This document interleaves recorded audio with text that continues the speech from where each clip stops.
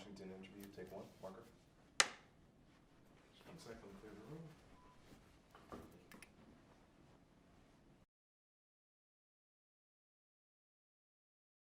Born and raised south side of Chicago, lived in many different areas of the south side. Went to journalism school and became a journalist because I saw a lot of disparities on the south side that I wanted to help fix through my journalism. So been here pretty much lifelong, away for a couple stints here and there, but basically lifelong Chicagoan. The election of Harold Washington signified a sea change politically like nothing we've ever seen in Chicago. It finally sent a message to African Americans and others who had been left out of the system that it was their turn to have some access and to have some power in the community, in the city. And he forever changed black politics in Chicago. He showed that African Americans could run for mayor, win, and govern well and fairly. It was unbelievable. In many ways, as unbelievable as the election of Barack Obama as president. People didn't see it coming. At least people outside of the African American community didn't see it coming. We thought it was going to be another 10, 15 years before we see a black mayor. I remember my father, who lifelong time Chicagoan South Sider, who hadn't voted in 20 years, didn't see any reason to vote, and he voted for Harold Washington. It was that important to him and to African Americans to see that man elected. There was backlash during the campaign I think for the first few months of the campaign, the powers that be didn't see him coming. They didn't take him seriously. But when he won the primary, particularly at that point, the powers that be, mainly the white power structure in the city, did everything they could to stop him. And there was a lot of racism. There was a lot of anger on both sides during the general election in that campaign. And I think that made Harold Washington even more of a hero in the African American community than he had been before, because he was seen as somebody who was going to be very powerful, and white people didn't want to see that happen, and they tried to do everything they could to stop it. He was a different kind of politician because he was a prominent African American who didn't make any apologies for being an African American. He was also Harold Washington was someone who made it his first line of business to make sure that he brought fairness to the city. He saw a city that was suffering under deep inequity, and he wanted to change that, and he made no apologies for that. Race was important to who he was. It was important to the city, and he made sure that people understood that. One of my favorite things about him when he was campaigning is the way he talked about fairness. He talked about fairness and equity and the fact that African Americans and other people of color had been left out of the goodies. And he said, I'm going to be fair to you. It doesn't matter if you're white, it doesn't matter if you're black. I'm going to find you and I'm going to be fair to you. I'm going to go to wherever you are and I'm going to make sure you get treated fairly. I'm going to force the fairness on you if I have to. Oh boy, the Chicago political machine is a organization that was designed to keep white folks in power. And it did a very good job of that for many, many decades. The city was run by mainly by white Irish politicians, and the machine was created primarily by Richard M. Daley. But the machine was created primarily by Richard J. Daley to keep that power in the Irish community, in the white community, and it succeeded for many decades. I think that's part of Chicago politics in general, that you have to wait your turn. That's why what Harold Washington said was so powerful. He said, it's my turn, it's our turn. We're not waiting for our turn any longer. And part of politics was you have to have the seniority, you have to have the connections, you have to have the history, you have to have the mojo. And until you get all of that, it's not your turn. I think that's what Harold Washington was told. I think that's what Barack Obama was told. As a reporter, I covered Harold Washington's first campaign, and reporters are not supposed to have opinions, but I was delighted and thrilled when he was elected. And I ended up covering the first part of his administration. About halfway through his first term, an opportunity came up to be his deputy press secretary, and I jumped at it because I was so invested in his movement and what he was trying to do that I wanted to be part of it from the inside. So I served as his deputy press secretary for a little bit under 3 years. And in that role, I was one of his spokespeople, but My major role was to be the traffic cop in the mayor's press office and to manage his press image, to manage his press contacts, to deal with the reporters that were constantly all over him for comment, for information, for his point of view. So that was my role.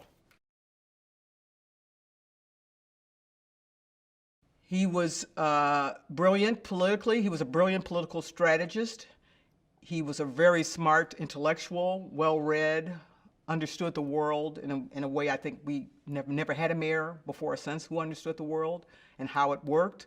He was had incredible personal charisma and a smile that never stopped. And that charisma, I think, overcame a lot of the racism that he confronted as a politician, as he confronted as a mayor, because you just had to love him. He walked into the room and his energy just reached out and grabbed you. And I think that was something that even some of the white racists couldn't overcome.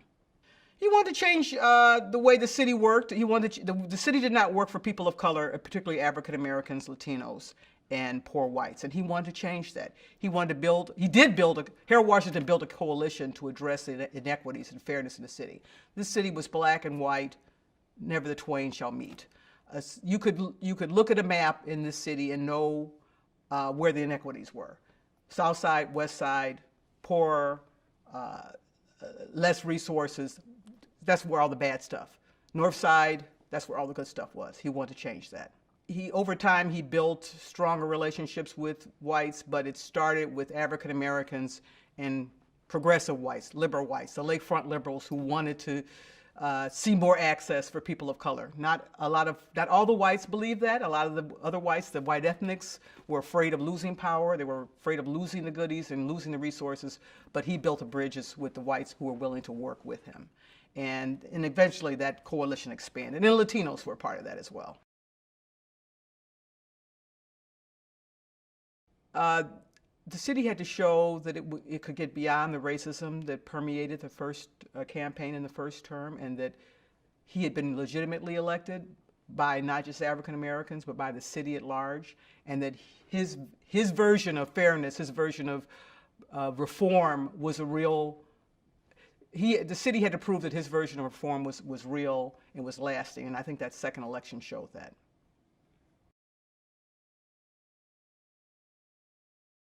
Race has been a defining factor in this city for over 100 years. You can go back to the 1919 riots.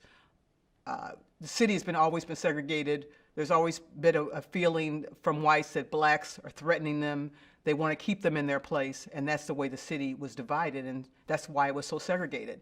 And that segregation, black folks came up from the Great Migration, and they were told they could only live in Bronzeville, they could only live in that part of the city, and the rest of the city was going to be controlled by whites. And that story, I think, is still out there. I think that blacks live with blacks, whites live with whites, Latinos live with Latinos. It's been something that's lasted over 100 years. The racial dynamic in Chicago has always been based on hate and fear. And those whites in the 60s and those whites in the 80s were always fearful that African Americans were going to take something from them. And they weren't going to have that. And that fear, I think, played itself out in terms of the lack of access that African Americans had to the resources in the city, because they were segregated and they were not.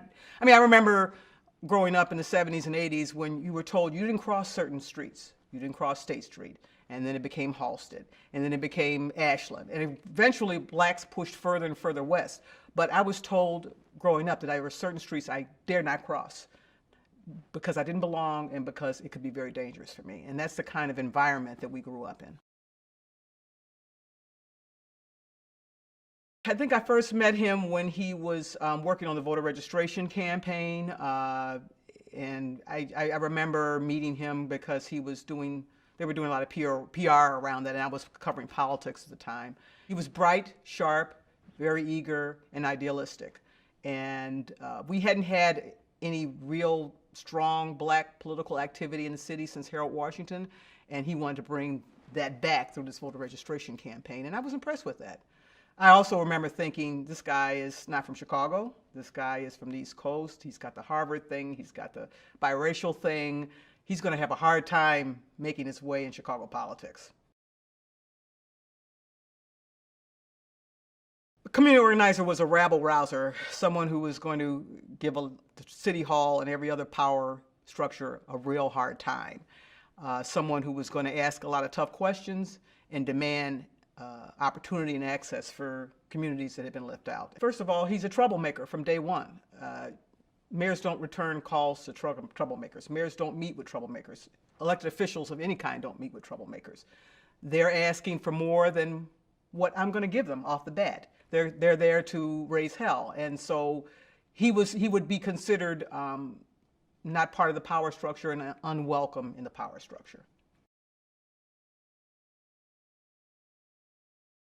Churches, I think, for forever and a day have been the most stable, most important institution in the Black community.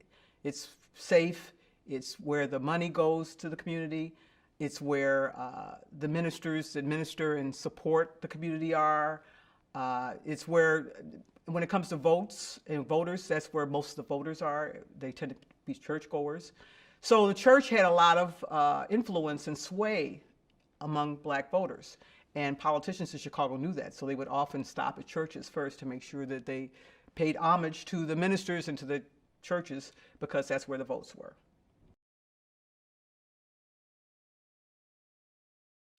Too soon. He had just begun to make a dent in his, Harold Washington's death was too soon. He had just begun to make hay and make a dent in the inequities in the city.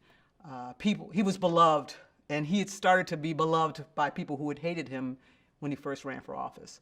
And he didn't have enough time to complete his work. I think because he was such a charismatic and powerful and beloved figure, it in many ways destroyed the political power structure in the Black community, because there was no one else but Harold Washington. And there was a lot of division, a lot of fighting after his death, and it took the Black community, the Black political power structure, many, many years to recover from that. I actually had to cover his death because I was working for the CBS station by that time.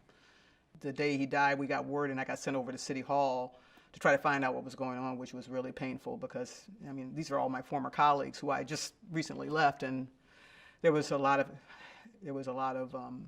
agony going on at City Hall right after his death. And then you know all about the implosion, the political implosion that happened. So I watched all of that very painfully.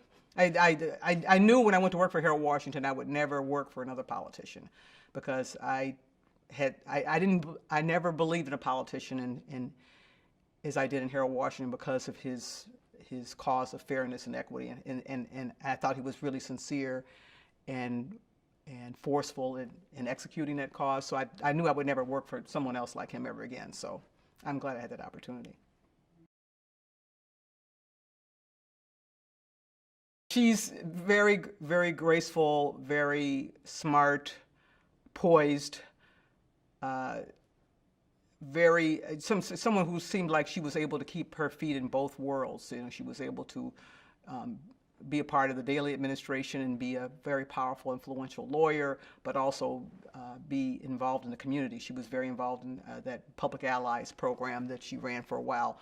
You didn't often see people who were involved in community-based organizations who were also had their foot in the power establishment in City Hall at that time, and she did. She did both very well. That's one reason why she was such a big asset to her husband, because she was from Chicago. She had the roots and the history and the pedigree that he didn't have and couldn't, he couldn't get it because he didn't have it, but he was able to get it through her. The Obamas lived in Hyde Park for the same reason that Harold Washington lived there, because it was a progressive, liberal bastion because it was progressive and because it was liberal and because it was integrated. And it gave you the access and the pedigree of being able to reach out to multiple communities, to progressive communities, at the same time being Black and being part of the South Side. It was unique that way. Hyde Park was the only African-American community on the South Side that also happened to be white at the same time. And that was an important thing for any politician who wanted to reach out beyond his or her base. Carol Moseley Braun is a dynamic, charismatic, powerful elected official who worked her way up through the Democratic Party system and became a very prominent African-American senator. Carol Moseley Braun was a champion for African Americans, but also a champion for women and women's rights, and so she was revered for that. It was in 1992, and there were Supreme Court confirmation hearings that were very controversial, and those hearings angered a lot of women, and Carol Moseley Braun took advantage of that opportunity to become a champion and to raise her voice as a champion for women in politics. There were things said about her that she wasn't effective, that she didn't show up at anything on time, that she had a boyfriend who was a bad influence on her, and I think many women felt that those comments were sexist, that those were the kinds of comments they would never direct toward a man, and certainly not a white man. And that was her view, and I think a lot of women felt the same way. They felt that there was a double standard, and that the things that white male politicians do, black women can't do. I think that the attitude was, we're going to let you be a member of this club, but you'll never be a full member. You have to keep your place and stay in your place, black girl. And that was the message, I think, that was sent to her by her white colleagues and by some white voters. I think you asked me about her paving the way for Obama. I think, well, first of all, if she'd run, she was thinking about running for office again. She was thinking about trying to regain her Senate seat at the time that Obama was talking about running for the U.S. Senate. And if she'd stepped up and decided to run, he wouldn't have been able to. So she did him a huge favor there, and it's another example of some of the lucky shots that Obama's had over the years. But she was also, because she was the first black senator from Illinois, she sent the message that this could be done, that you could make this happen. And she, during the time I think when she ran, was also during the period when Obama was out there doing the voter registration work. And he helped get her elected by raising the bar and raising the level of voter registration and voter activity in the African American community. And that helped set the stage for him down the road. I don't think we had seen that kind of energy and political activity in the black community since Harold Washington. And Obama helped create that by doing a really great job on the organizing, but Carol Moseley Braun was there to take advantage of it. Project Vote was a voter registration drive that Barack Obama was hired to run. He came in, I think, after he'd been at Harvard, and brilliantly got to know the city, got to understand the politics of the city, and got to figure out, and he was brilliant at understanding the politics of the city and the strategy that he needed to do to get folks registered and to raise the bar and the energy around black political empowerment in a way that we hadn't seen since Harold Washington. The man was brilliant at strategically thinking about all the things he had to do, all the steps he had to take to get to that grand prize in the White House. He knew he had to not only understand community organizing, but political organizing. He understood he had to start to develop relationships. He understood he had to start to build the chits that he would need, the things that he would go back to people and ask for in return. And so the voter registration drive was just one example of that. It gave him a chance to get to know the power players. It got a chance for him to develop relationships, to develop the chits he would need to become an elected official. I remember asking him how high did he want to go, and his answer, like any good politician, was, I just want to serve the people. I just want to do what's best for the people. He was extremely ambitious. Nobody writes a book about their life when they're 30 years old. Nobody comes from Harvard and Columbia and comes to the south side of Chicago to do some organizing for some little community group you never heard from unless he's got a plan. Nobody runs for Congress when is as young as he did, unless you have a plan. So I think he knew he wanted to get as high as he could. President, I don't think anybody thought that was coming, certainly not at the time that I first met him. Who helps him? Well, I think, he's had a number of, allies and mentors along the way. Someone like Emil Jones, who I don't know if you're going to talk to him or you have talked to him, he was his sort of political godfather, and I think he saw the potential in him and helped put him in a position when he was in the state Senate to carry some important bills, to be very deeply involved in policy at a time when folks who'd been around Chicago a lot longer than Obama had were not involved. So I think people like that helped to build his political image and help to mentor him and get him in the right position so that he could run for Senate and then run for president. It was a double whammy. He had the strategy and he took the right steps, but he also had a lot of luck going for him. My mother was very active as a volunteer in PUSH, and she used to drag me to the Saturday morning meetings at PUSH for years, it seemed like.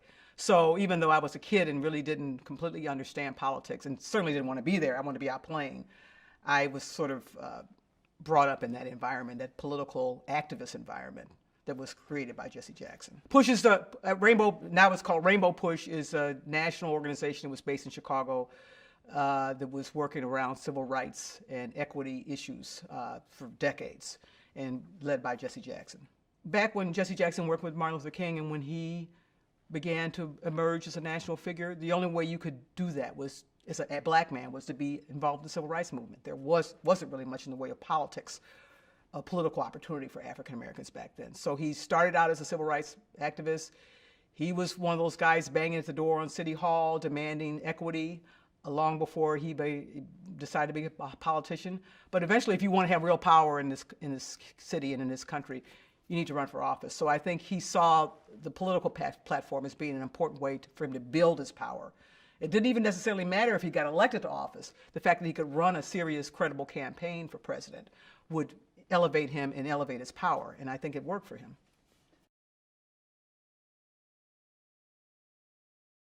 Barack Obama wanted to run for state senate, and Alice Palmer, a longtime revered Southside state senator, had decided she wanted to run for higher office for a congressional seat. She had promised him that she would support him because she was going to the next level. She lost the primary, so she wanted her seat back, essentially. And so she wanted Obama to step back, and he was not going to step back. They'd made a deal. Politics, deals are sacred, so he didn't step back. There was a lot of anger and tension and division in the community about that because in the African American community, politicians believe that you should always wait your turn, and many voters feel that way too. So there were some voters that felt like, Alice has been here for us for a long time, we want to support her. Others were saying, Barack Obama made a deal, it's his turn, give him a chance. So there was some anger and some division over that, but Obama ran and won. In order to get on the ballot, you have to have a certain number of valid signatures on your petitions. And when she decided to run anyway, he challenged her petitions to get her off the ballot. That's a time-worn, Chicago way strategy that people use to get to elective office. He did it, and he got her knocked off the ballot, and that enabled him to run.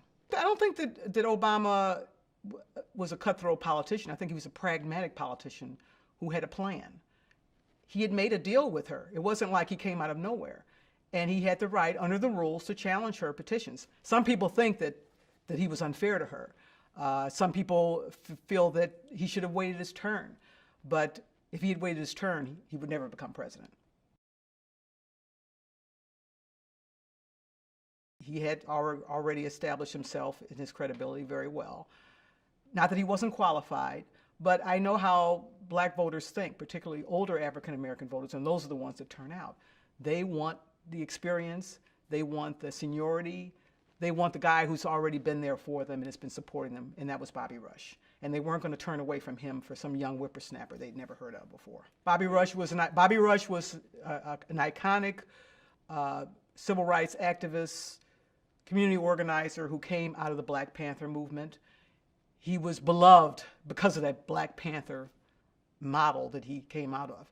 And he was able to turn that into elective office, first in city council and then later as a congressman. And he was an established black politician who had street cred. And that's something you don't see that often in the African American community, when you had both the political skills and the political pedigree and the street cred, and he had both. Yes, I think that Bobby Rush took that very personally, but I think the bigger issue was that you just don't challenge seniority and you don't challenge the established power structure in Chicago, and especially if you're not even from Chicago. And I think there was a lot of resentment on the part of Bobby Rush and a lot of other people to that. Bobby Rush had paid his dues as a Black Panther and as an elected official, and he had earned the trust of voters. Voters liked him. He was out in the community. They knew who he was. He stood for something.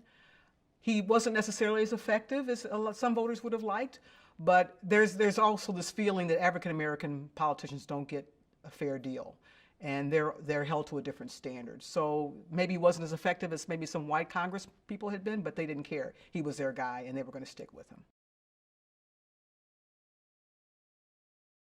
Downstate is whiter. It is more southern in many ways, farm country, agricultural country. People downstate see Chicago as the big city that doesn't relate to them, the big city that gets all the goodies from the state. There was a movement for a while, and it may still be out there, to downstate want to succeed from Illinois because they don't like Chicago. I think some of that is racism. Most people of color in the state live in the Chicago area. And and I think politicians over the years have sort of played against that divide. Some of the Republicans, especially downstate, try to use that as a wedge against the Democratic Party. So that's how I would describe it. The way I've always seen it is that racism in the South is very genteel and polite and mannered. In Chicago, it's bare knuckles. People will say things to you. People will hold signs up to you that are far more blatant than anything you would see in the South. There's this sort of permission, because, well, we're in the North, we're more civilized than they are in the South, so if we say something, it has more validity than it does in the South. It's kind of weird, but that's sort of my take on it. Obama was seen as an outlier, as he had been much of his career, as someone who wasn't ready to step up to higher office. There were other far more established politicians that were running for the Senate than he was. He was not well known outside the African American community, but I think people underestimated the connections and the relationships he had. There was a feeling, particularly I think it started under the Bobby Rush period when he ran against Bobby Rush, that he wasn't Black enough. He's not from here, he's not from us. He's half white. He's from Hyde Park, which is a white community in many ways. He doesn't really know us. And I think that was something that he had to overcome. I think that was something that was put out there by some of his opponents, like Bobby Rush, as a way of denigrating him. But he had to prove his Black credentials. I think one of the interesting things that I heard a lot about was, is he really Black? And this is different from he's not Black enough. I was hearing this from whites. What makes him Black? His mother was white. Well, how does he get to be a Black guy? And how does he get to be the first Black president? Or how does he get to be a Black senator when he doesn't even really have an African American background? Alan Keyes talked about that. I think it said a lot about race in this country, and the fact that particularly whites didn't really understand our racial heritage. And they were really innocently questioning, how could this guy be considered Black?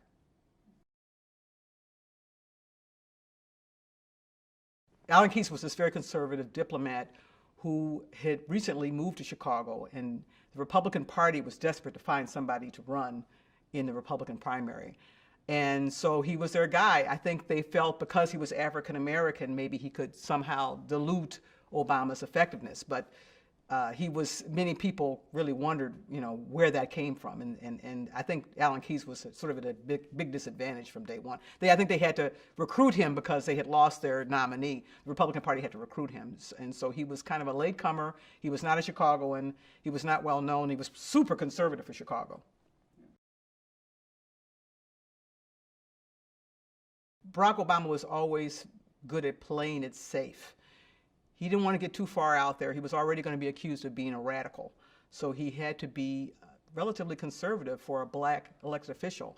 So I think he didn't want to get too far ahead of, I think he didn't want to get too far ahead of the times in terms of his positions. So he didn't want to go the gay marriage route at that point. It took him a while to come around on that one. By the time he did, he was already president by the time he did. And I mean, supposedly Biden helped bring him around on that one. I think he was very astute at reading the times and reading how far out to get ahead of his constituents. And he knew that would have been one step too far.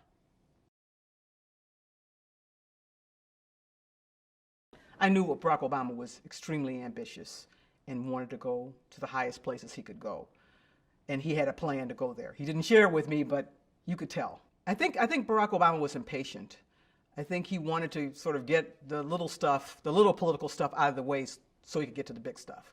And the state Senate seat was just sort of a minor stepping stone that he wanted to get through quickly. And so maybe that's where that cockiness came. He was super confident, super smart, super charismatic. And so to many people, that came off as being someone who was trying to get ahead of himself. People were already talking about the next step by the time he won the U.S. Senate. You know, he was presidential material. And he had been very fortunate, but he'd been very strategic in the way he had positioned his career. Barack Obama was the kind of African-American who could become the first African-American president. And I think people saw that in him when he was first elected to the U.S. Senate. I felt because of all the lucky breaks and smart strategic moves he had taken along the way, I felt that this was destiny for him, that he was going to make it, but it was a treacherous road. He got everything thrown at him, and particularly all the tropes that people use against black men and black women. Michelle saw that happen to her too, that they're radical, that they're communist, that they're substandard in some way. There was a lot of messaging during the presidential campaign that he had to deal with that anyone who was not a black man would have had to deal with.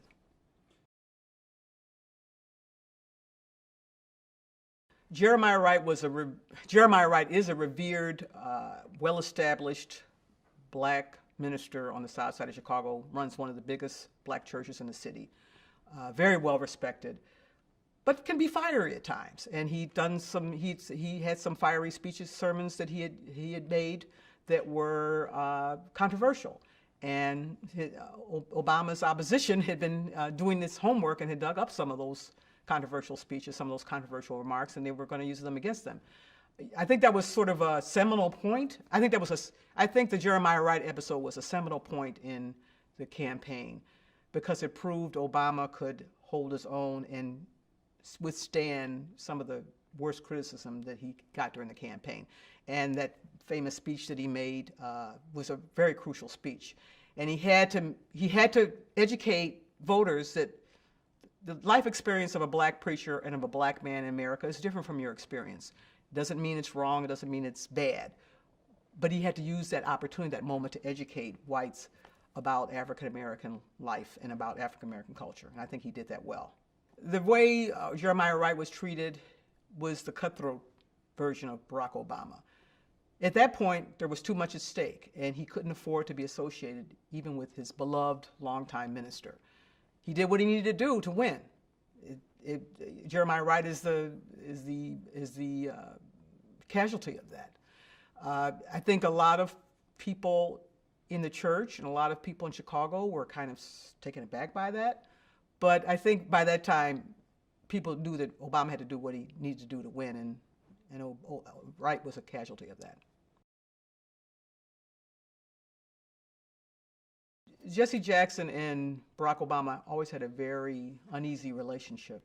And I think Jesse Jackson wanted to be where Obama was, and he tried to be there twice. And I'm sure there was some regret and some resentment because of that. And that's human.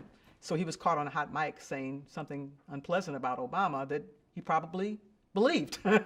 Jesse Jackson ran for president, historically ran for president of the United States twice, and was an effective candidate and did relatively well. He was never going to get elected in that time, but he, in many ways, probably paved the way for Barack Obama because he shows that an African American could run for office and be taken seriously and be credible.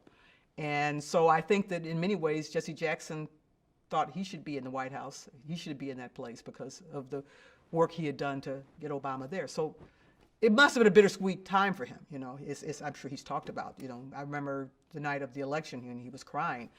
I'm sure he was crying because he was thrilled with the history that we were making that night, but he was also crying because it wasn't him.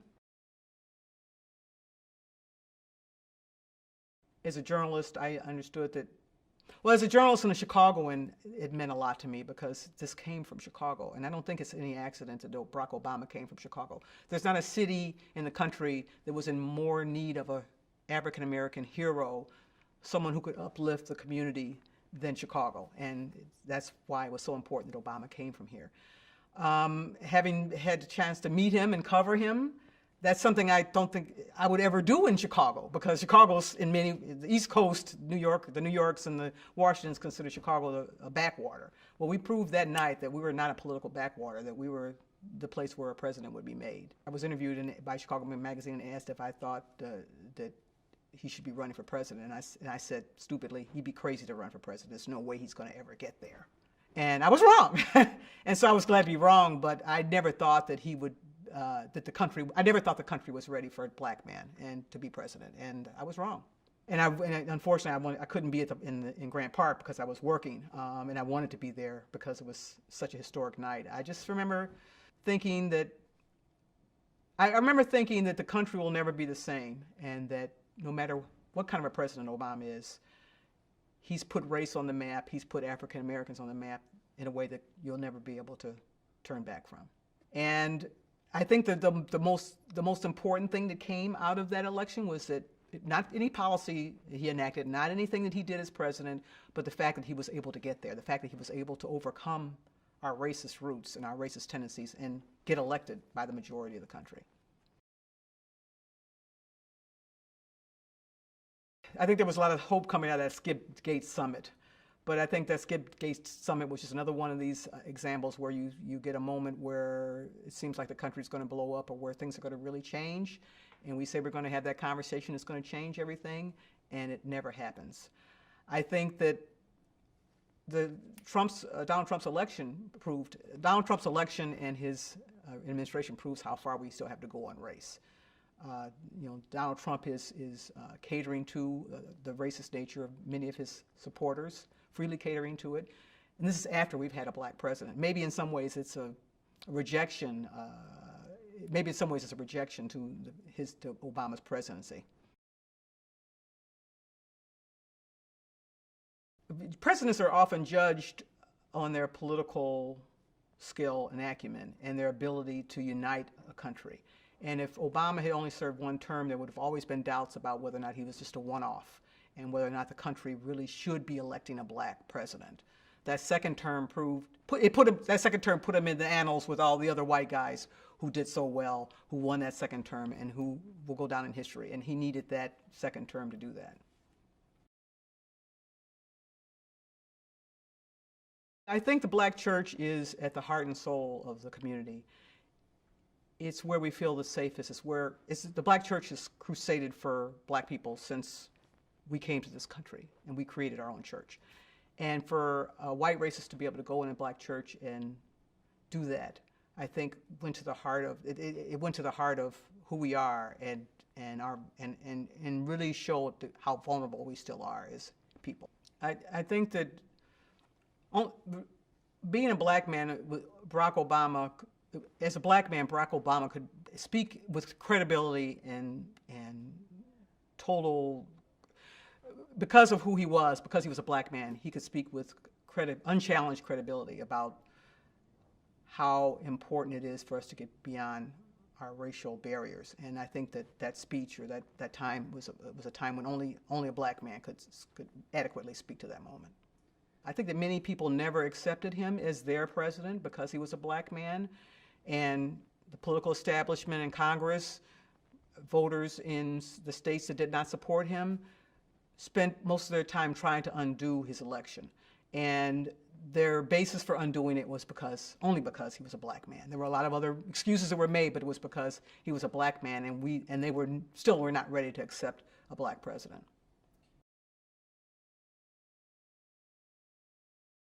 I think that he showed that despite all our racial divisions and despite our deep racial history, that we can look above that. If you can elect a black president in the United States of America, you can do just about anything. So I think it gives me hope that we can prevail and that we can continue to progress. A lot of people thought when Barack Obama was elected that all our racial problems would be solved. Well, I think that we still have a tremendous long way to go on that. And I think that Barack Obama helped lead the way in his own small way. And actually, there's nothing small about being the first black president. But I think that this country has very deep roots in racism that are not going to be overcome overnight. And we just have to keep working at it, and we have to keep talking about it. And the fact that he was there to remind us, and that people will come after him that will remind us, is crucial.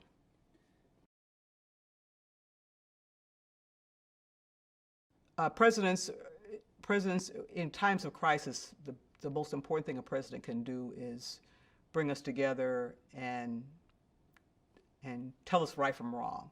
And I think in that instance, he was there to help us heal and help us understand that we needed to do something about gun control in this country. We still haven't progressed, which is one of the disappointing things coming out of his presidency, but I think he brought people together and unified people around the horror of that incident in a way that I think no other president has. Barack and Michelle clearly had a very ideal, very positive family life and had great relationships with their children. And they were a family unit, just like any other family unit in this country. And it was important for Americans to see that and to see the love and the care that they gave their children. Black people get dehumanized too often, and family is at the root of what we all care about, whatever your family is. And the fact that people could see that black family, a happy, stable, positive black family, I think was a very important symbol and message for the country.